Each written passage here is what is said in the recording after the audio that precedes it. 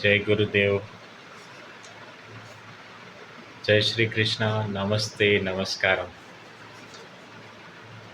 Very good morning all of you.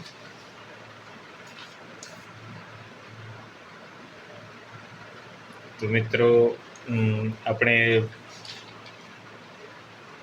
જે લોકોને અધ્યાત્મ કે ધર્મ બાબતમાં કે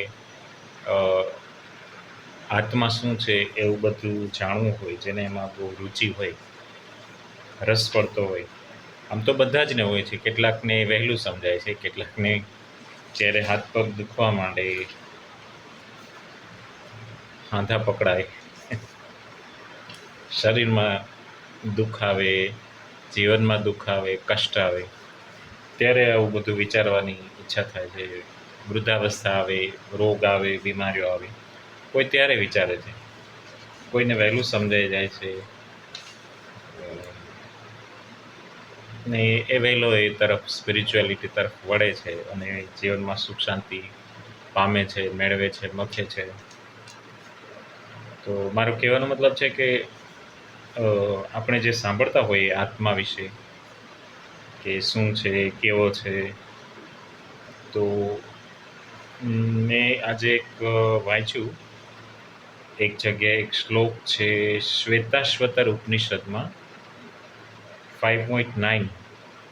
તો આ શ્લોક છે જેમાં આત્મા કેવો દેખાય છે, શું હોય છે, એનું કદ કેવું છે, એના વિશે વાત કરે છે.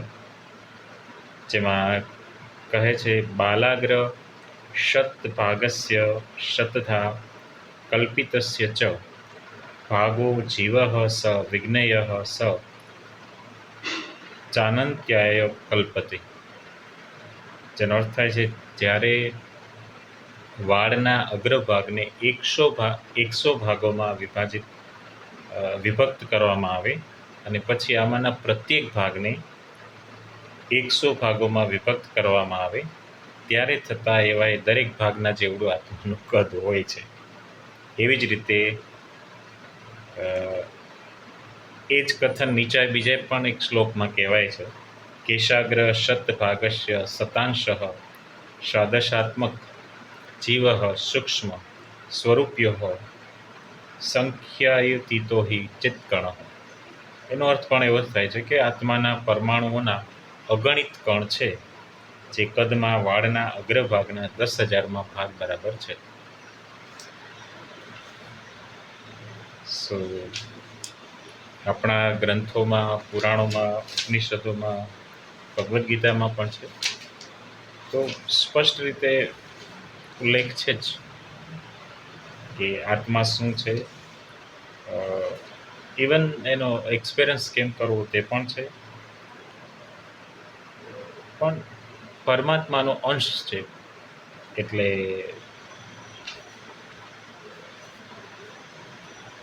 તો આ બંને શ્લોકમાં